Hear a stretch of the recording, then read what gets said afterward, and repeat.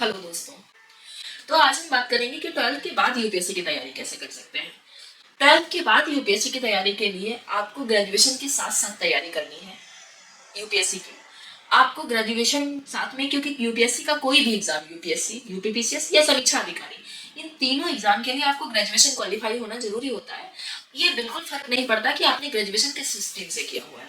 अगर आप मैथ हो चलेगा, बायो हो चलेगा, कोई इशू नहीं है।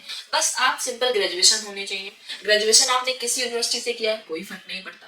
बस वो यूनिवर्सिटी लीगल होनी चाहिए, डीम्ड है, इग्नू है, डिस्टेंस लर्निंग है, प्राइवेट हो, रेगुलर हो, बस आपका ग्रेजुएशन होना चाहिए। और मेडलिस्ट हो कोई फर्क नहीं पड़ता, कितना पढ़े, कितना परसेंटेज आया है कोई फर्क नहीं पड़ता, बस पास होने चाहिए। आपके पास एक डिग्री ग्रेजुएशन की होनी चाहिए जिसमें आप पास होने चाहिए। बस यही इसकी अनिवार्यता है, यही 21 साल एज और ग्रेजुएशन पास होनी चाहिए। आप जैसे ही ग्रेजुएशन पास करते हैं और 21 साल एज कंप्लीट करते हैं, आप यूपीएससी, यूपीपीसीएस के जितने भी एग्जाम होते हैं, ऑलमोस्ट जो भी आईएएस पीसीएस से रिलेटेड होते हैं, उनको देने के लिए सक्षम हो जाते हैं। उनको देने के लिए आपकी अनिवार्यताएं कंप्लीट हो जाती है।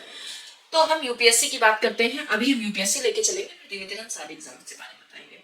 तो हम यूपीएससी की बात करते हैं। यूपीएससी में क्या करना है आपको, जब आप ग्रेजुएशन कंप्लीट कर लेंगे, ग्रेजुएशन के साथ साथ 12th कंप्लीट कर लेंगे, ग्रेजुएशन में एडमिशन लेंगे, तो ग्रेजुएशन की पढ़ाई के साथ साथ में आपको यूपीएससी का सिलेबस उठाना है। सबसे पहला काम ये होता है कि आप जिस नौकरी में जाना चाहते हैं उस नौकरी की सिलेबस, उस नौकरी के एग्जाम की डिमांड क्या है। सबसे पहले भाई एग्जाम के लिए कौन सी एजुकेशन होनी चाहिए वो देख लीजिए, वो मैंने आपको बता दी। फिर एग्जाम देने के लिए क्या उम्र चाहिए वो देख लीजिए, वो मैंने आपको बता दी। अब उसके बाद अब एग्जाम पूछता क्या क्या है, तो सबसे पहले हम सिलेबस उठाते हैं। सिलेबस उठाएंगे, सिलेबस में दिया होता है कि एग्जाम में क्वेश्चंस कहाँ से आते हैं। भाई पढ़ने के लिए तो बहुत कुछ है, लेकिन कुछ तो होगा ना निर्धारित, जो यूपीएससी में पूछा जाता होगा।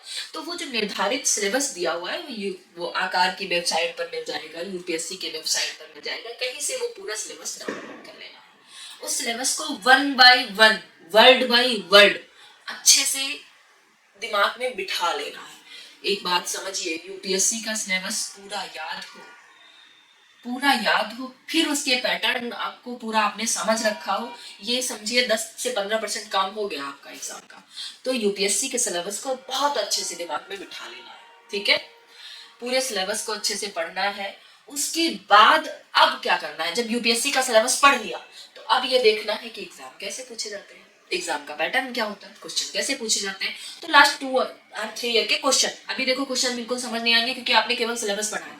सिलेबस के अंदर क्या है आपने टॉपिक्स नहीं पढ़े, तो आपने केवल देखा अच्छा इंडियन ज्योग्राफी पूछी जाती है, अच्छा इंडियन हिस्ट्री भी पूछी जाती है, अच्छा आईआर भी पूछा जाता है, तो आपने ये सब कुछ देख लिया। अब आपको क्या करना है, क्वेश्चंस उठाने और उनको रखना है। अच्छा तो ये देखने, अच्छा इंडियन सोसाइटी से इतना क्वेश्चन आ रहा है, ज्योग्राफी से इतना क्वेश्चन आ रहा है, तो ये आपको देखना है।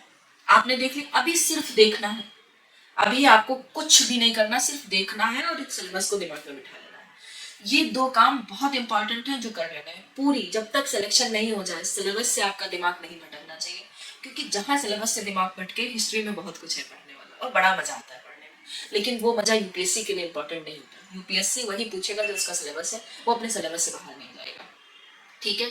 अगर हम इंडियन सोसाइटी पढ़ने तो बड़ा मजा आता है पढ़ने में, भाई क्यों नहीं अच्छा लगेगा, लेकिन इंडियन सोसाइटी के क्वेश्चन कितने आते हैं, उसकी डिमांड कितनी है और कहाँ कहाँ से क्वेश्चन आते हैं, हमें इस चीज को दिमाग में रख के पढ़ना है।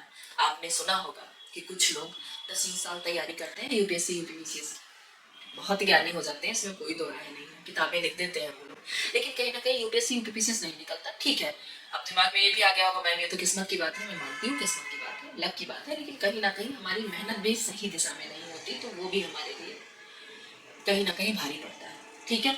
तो अभी आज की इस वीडियो में मैंने आपको बताया कि 2 चीजें आपकी इंपॉर्टेंट होती है। क्या, पहले आपकी एज 21 होनी चाहिए और आपके पास ग्रेजुएशन होना चाहिए, ग्रेजुएशन किसी भी यूनिवर्सिटी से हो चलेगा, ठीक है। दूसरा, अब क्या बताया, अब मैंने आपको ये बताया कि 2 चीजें इंपॉर्टेंट हैं आपके पास रहने के लिए, वो है सिलेबस और लास्ट ईयर के क्वेश्चन जिन्हें आपको देखना है।